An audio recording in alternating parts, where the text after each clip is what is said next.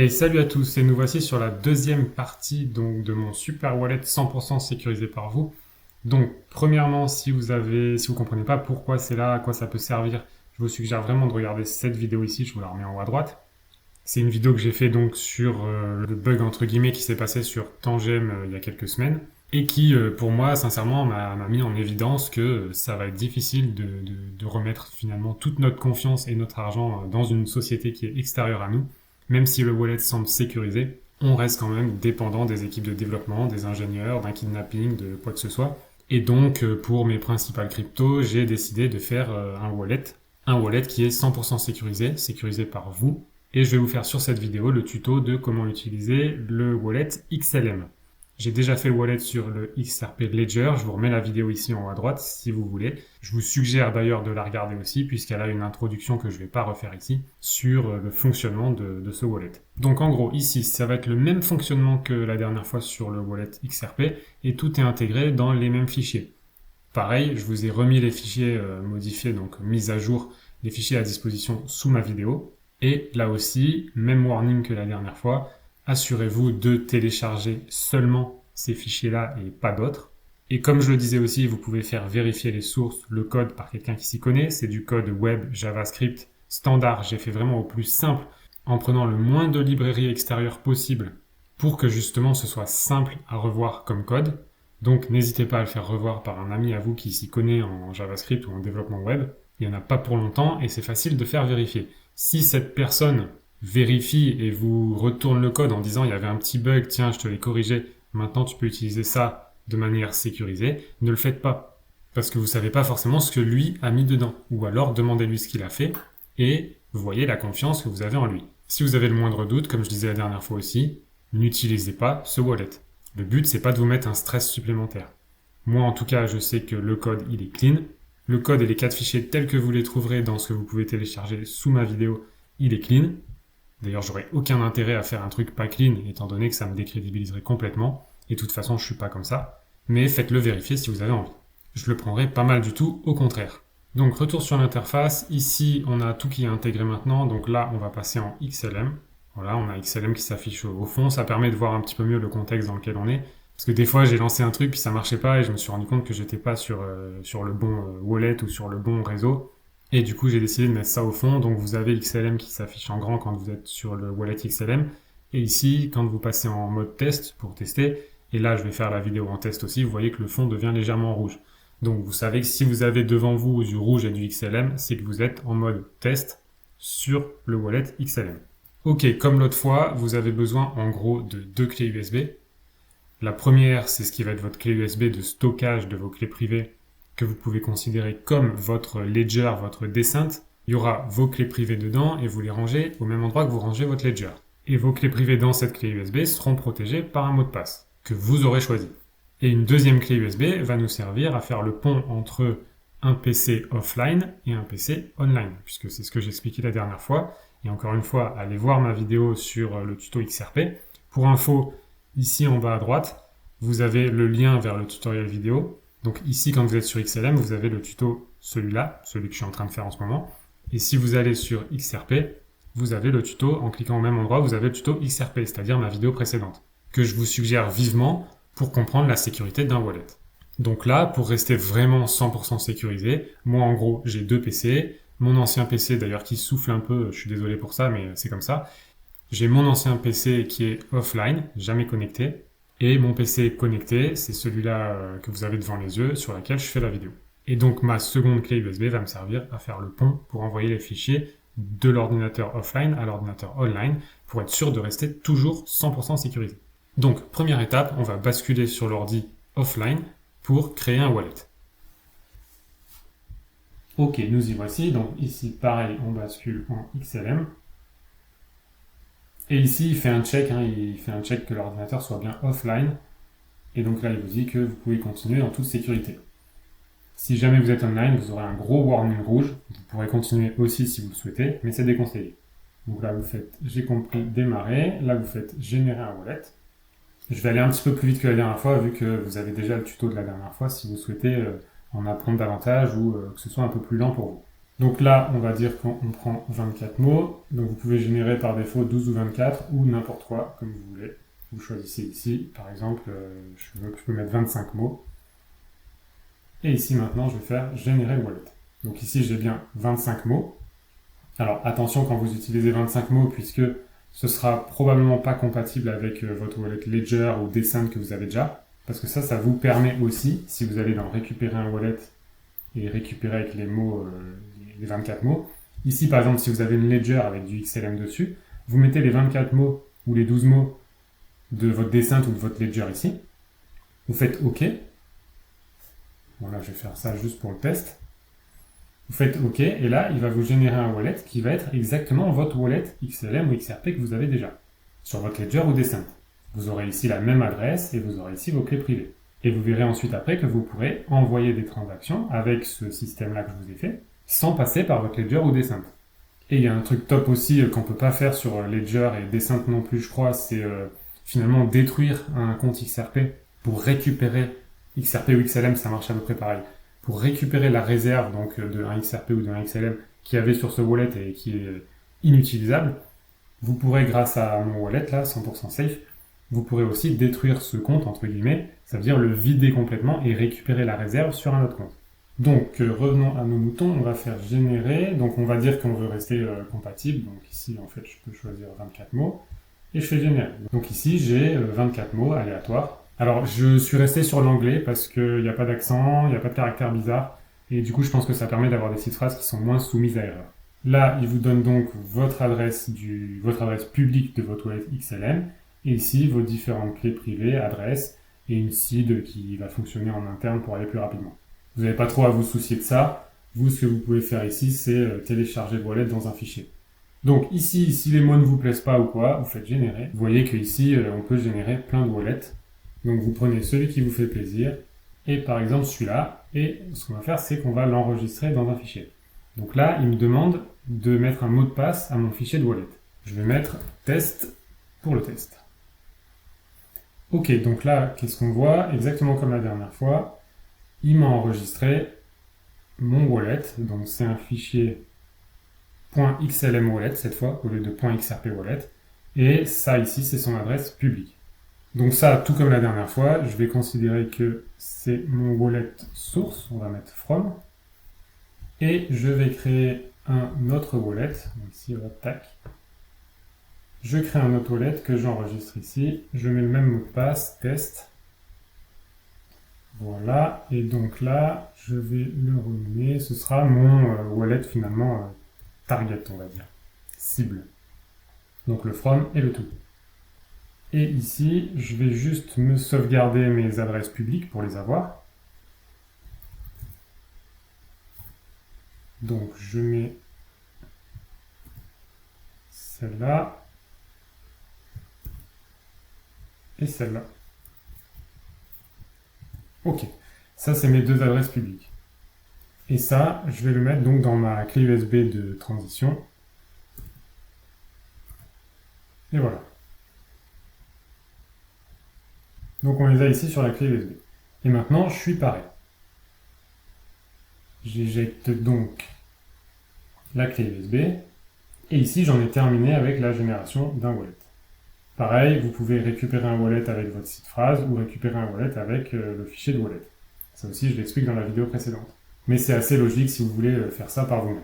Voilà, a priori, j'ai plus besoin du tout de générer un wallet, c'est terminé. Et après, je vais me servir simplement de signer une transaction. Donc ici, je vais me préparer, je vais passer en XLM, je suis bien offline, tout est OK, j'ai compris, démarrer. Et voilà, c'est ici qu'on viendra mettre la transaction à signer. Ok, allez, je bascule maintenant sur l'ordinateur online. Ok, donc me voilà maintenant sur l'ordinateur online, je suis bien en XLM et je suis bien en testnet pour tester. Ça marchera exactement pareil en mainnet. J'ai tout testé, tout fonctionne très bien. Mais vous pouvez vous entraîner sur testnet. Et moi, pour cette vidéo, je fais sur le testnet. Ça me permet de vous montrer des choses sans utiliser des vrais XLM et mes vrais comptes. Donc ici, on va devoir mettre une adresse du compte, c'est-à-dire l'adresse depuis laquelle on va émettre la transaction. Quelle transaction? On va avoir le choix après. Donc là, souvenez-vous, dans ma clé USB, alors vous le verrez peut-être pas sur cet ordi-là, mais en gros, j'ai ce fameux fichier ADDR que je viens de créer avec mes deux adresses publiques from et to. Et donc là, je prends l'adresse from et je la mets là. Donc là, en gros, c'est le wallet depuis lequel je vais vouloir envoyer des XLM vers l'autre compte. Donc je fais vérifier ici. Et je vois ici qu'il me dit ce compte n'existe pas encore sur la blockchain, ajoutez des fonds d'abord. Normal, je viens de le créer. Et là, il me dit mode testnet, ajouter des fonds. Évidemment, si vous êtes en mainnet et que vous faites vérifier, il va pas vous proposer d'ajouter des XLM. On peut ajouter des XLM sur le compte comme ça, juste en testnet pour tester.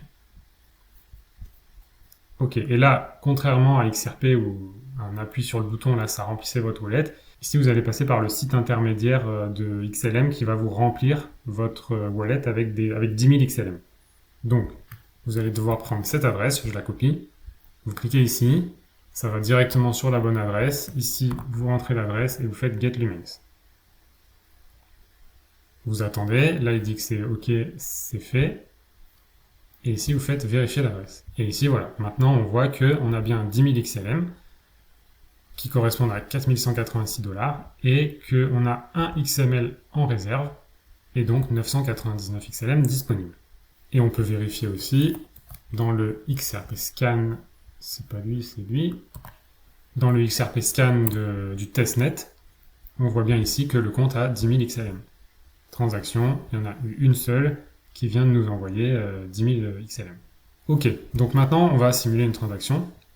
Donc je vais vous en faire au moins deux. Par exemple ici on va envoyer des fonds. Là donc je peux envoyer 9999 XLM maximum. Et ici donc je vais mettre l'adresse de destination. Donc là je récupère l'adresse qu'on avait mis dans ce fichier avec les deux adresses from et tout. Je récupère l'adresse to, c'est-à-dire la destination. Je la mets là. Donc ça aussi c'est un compte qui n'existe pas encore. Et je vais par exemple transférer 1234 XLM. Pareil, vous pouvez mettre un tag mémo si votre transaction est à destination d'une plateforme. Mettez bien le tag mémo pour être sûr de recevoir vos fonds de l'autre côté. Ici, c'est un wallet personnel, j'en ai pas besoin. Donc je peux le mettre pour vous montrer ce que ça fera. Youpi. Et on y va, on prépare la transaction. Et ici, c'est parti. Donc, je vais faire télécharger le fichier. Ça, c'est ma transaction. Je peux la vérifier ici. Donc là, je viens de télécharger cette transaction. Donc, c'est une transaction que je vais maintenant signer sur le PC offline. Donc, en gros, je mets ce fichier téléchargé sur la clé USB et je bascule sur l'autre PC. Ici, sur le nouveau PC, donc, je fais charger un fichier. Ici, je vais aller dans la clé USB et on trouve le fichier de ma transaction signée. Ouvrir. Là, je l'ai. Et ici, donc, j'ai deux méthodes pour la signer. Soit je lui donne ma seed phrase, soit je lui donne le fichier wallet. Ici, on va lui donner le fichier wallet qu'on avait ici dans le téléchargement. C'est bien le from, c'est celui depuis lequel on veut envoyer. Et ici, il me demande mon mot de passe, test. Donc, pour info, et c'est ce que je dis ici, à chaque fois que vous voulez signer une transaction, vous devez remettre la seed phrase ou le fichier, tout simplement parce que je ne sauvegarde rien sur le PC, ni la mémoire, rien du tout. Donc il faut le refaire à chaque fois, puisque c'est instantanément oublié. Donc ici, je télécharge le résultat dans un fichier, et je vais le chercher, donc ici, je le coupe, et je le mets dans ma clé USB. Ici, celui-là, j'en ai plus besoin, c'est celui qu'on doit signer, et les adresses, j'en ai plus besoin non plus. Ok. J'éjecte.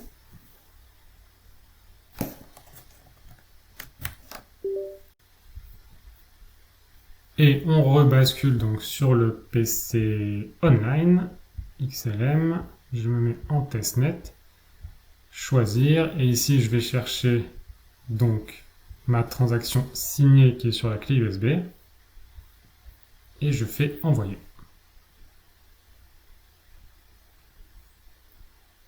Et voilà, ma transaction a réussi.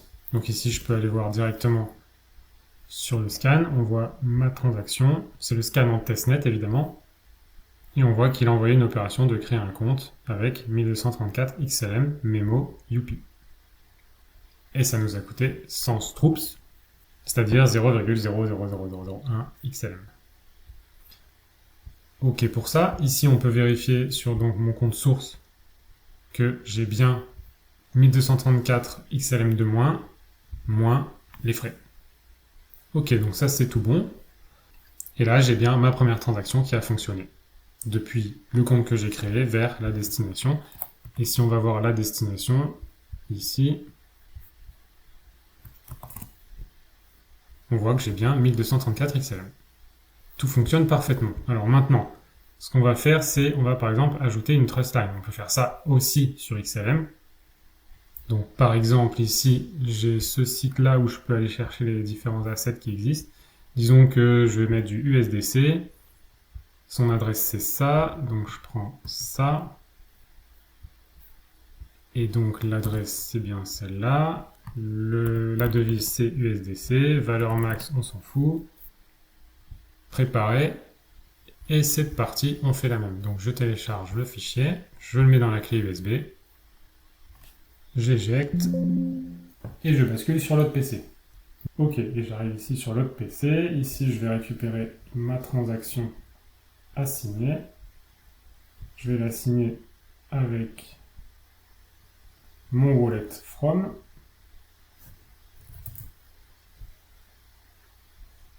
Et je télécharge le résultat. Résultat que je mets dans la clé USB. J'éjecte et je bascule sur l'autre PC. Ici, je passe ici, je vais chercher ma transaction signée, tac, et j'envoie. Et boum, c'est réussi. Et maintenant, donc, si je retourne ici, et que je fais revérifier l'adresse, on voit que ça y est, j'ai donc 8765 XLM, et j'ai ajouté USDC. Maintenant, je peux révoquer cette trustline, par exemple, donc je vais faire révoquer. Ici, il me dit de la sélectionner, je la sélectionne ici. Et c'est reparti, je fais préparer, je l'enregistre dans un fichier. Vous pouvez toujours vérifier ici votre transaction. Je la mets sur la clé USB. Je bascule sur l'autre PC.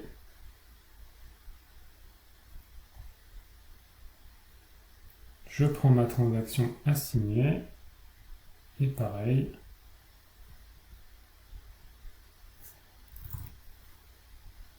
Je la signe, je télécharge ça dans un fichier.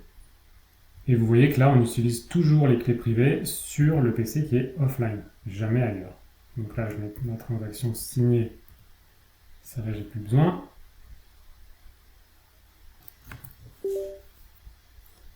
Et ici, je vais chercher ma transaction signée et je l'envoie. Donc là, je supprimais une trustline. Et ici, on va voir, je peux faire refresh là, et il me dit qu'il n'y a plus de trustline. Et si je fais vérifier l'adresse, il n'y a bien plus de trustline. Ok, nickel. Donc on a vu comment envoyer des fonds. Quand vous avez des trustlines avec des assets dans les trustlines, vous pouvez aussi envoyer.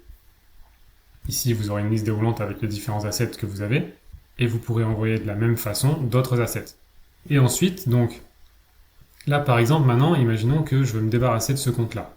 Donc je peux faire envoyer, je fais montant max. Mais le problème, c'est que je peux que envoyer 8764 blablabla, alors que j'en ai 8765. Il y aura toujours le XLM réservé qui va rester sur le compte. Donc dans ce cas-là, si je veux faire ça, il faut que je fasse supprimer un compte. Alors vous pouvez d'abord envoyer les fonds, laisser un XLM et ensuite faire supprimer le compte, ou vous pouvez directement faire supprimer le compte. Donc là, on va choper l'adresse de destination. C'est la même adresse que tout à l'heure, c'est le tout. Je la mets ici. Donc ça, c'est bon, c'est bien mon adresse du compte que je veux détruire, supprimer. Et ici, c'est l'endroit où je vais envoyer le reliquat. Donc ici, je fais préparer.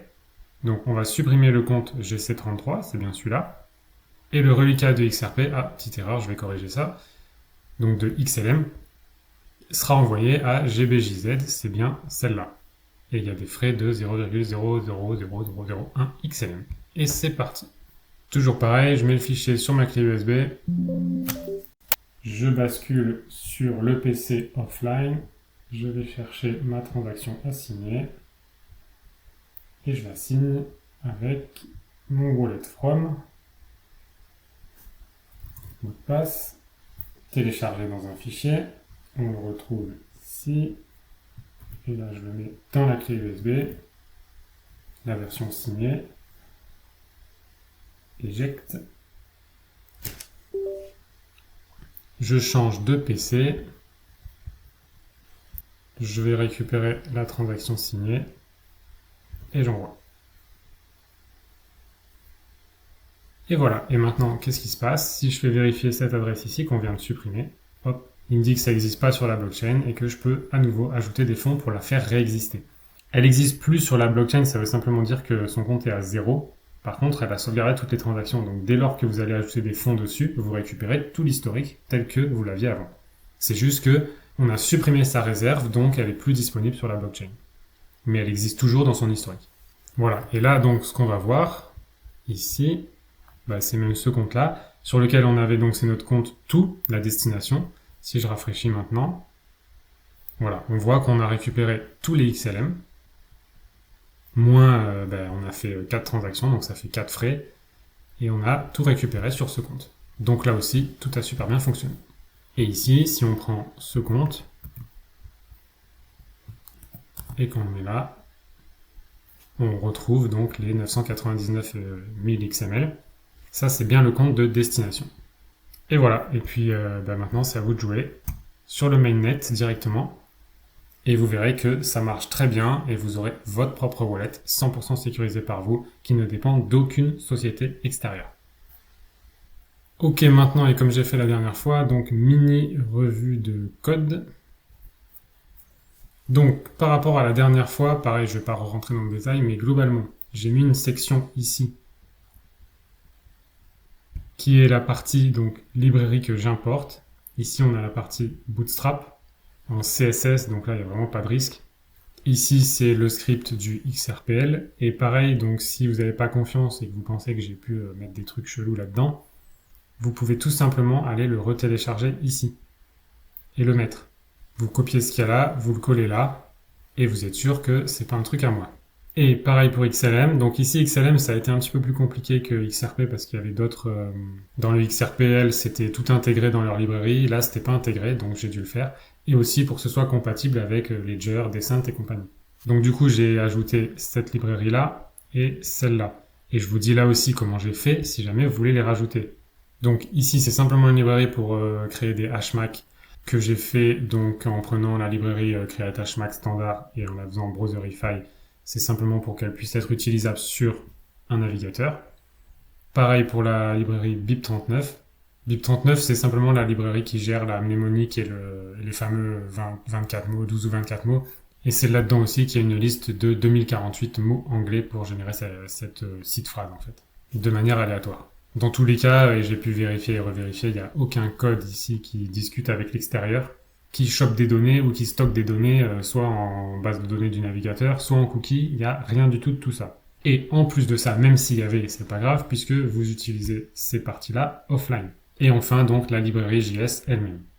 Donc, j'ai fait cette partie ici, la partie librairie, parce que, a priori, elle change pas. Et donc, si, une fois que vous avez ces fichiers-là, et que, par exemple, quelqu'un voit un bug, et que je corrige un bug en dessous de ça, vous pourrez remplacer le code qui est en dessous de ça seulement, et pas toucher à vos librairies que vous avez, par exemple, validées et vérifiées.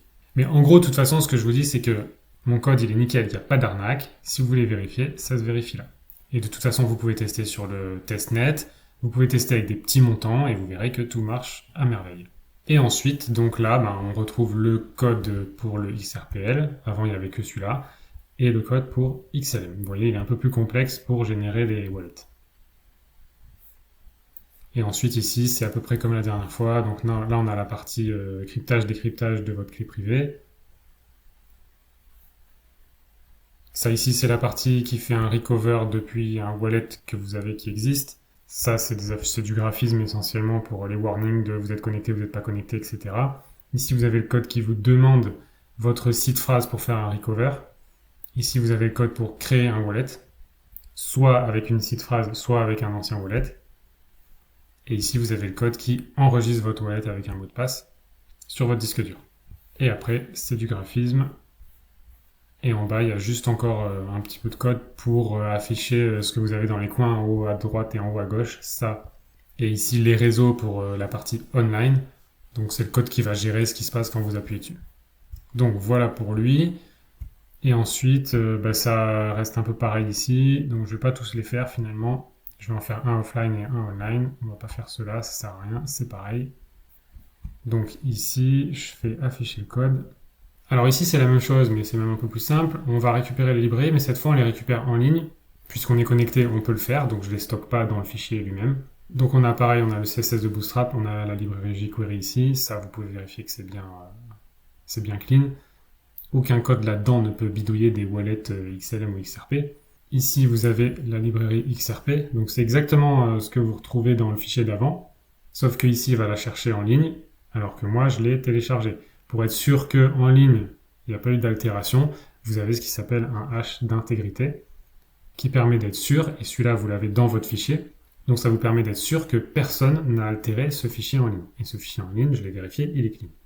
Donc en fait, tant que vous avez cette intégrité, vous risquez rien. Et d'ailleurs, ce que j'ai fait après mon code, il va checker l'intégrité.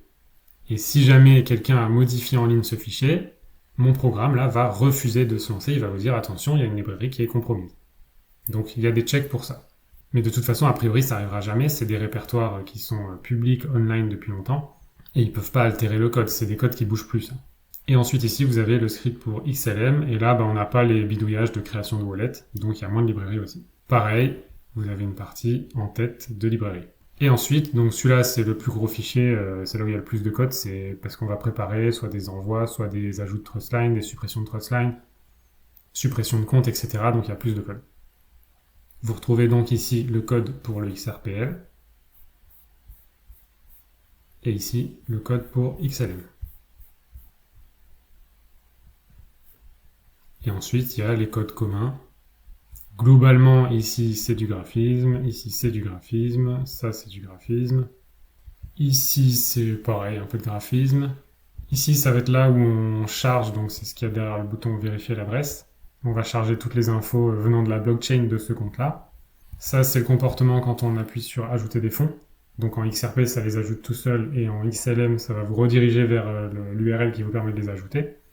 Ça, c'est quand on veut envoyer des fonds, ça va préparer donc toutes les balances, tous les soldes des assets, des différents assets que vous pouvez envoyer. Max, c'est juste pour mettre le montant max dans la case max. Et ça, c'est la fonction qui va préparer l'envoi et vous afficher donc la transaction non signée. Ça prépare la liste des différentes trustlines que vous avez.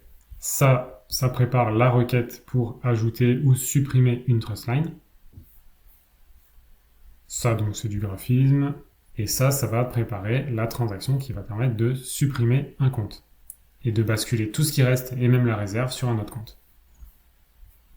Ça, c'est pour télécharger un fichier. Finalement, le fichier de transaction non signé, vous allez le télécharger. C'est ce que fait ce code-là. Et ça, c'est pour copier comme CTRL-C. Et après, c'est du graphique. Avec à la fin, exactement de la même manière, le code qui permet de gérer ce bouton et ça. Et voilà globalement. Profitez-en bien, faites des tests, mais je vous conseille vraiment de l'utiliser. Je l'ai fait pour moi à la base, alors je l'ai un peu tuné et fait un peu mieux pour qu'il soit un peu plus sympa à utiliser et que tout le monde puisse l'utiliser, mais faites-vous plaisir. C'est cadeau, en espérant que vous vous sentirez beaucoup mieux avec un wallet comme ça. Allez, je vous remets quand même ma petite page de warning qui était sur ma vidéo précédente, c'est important. Et puis je vous dis à très vite.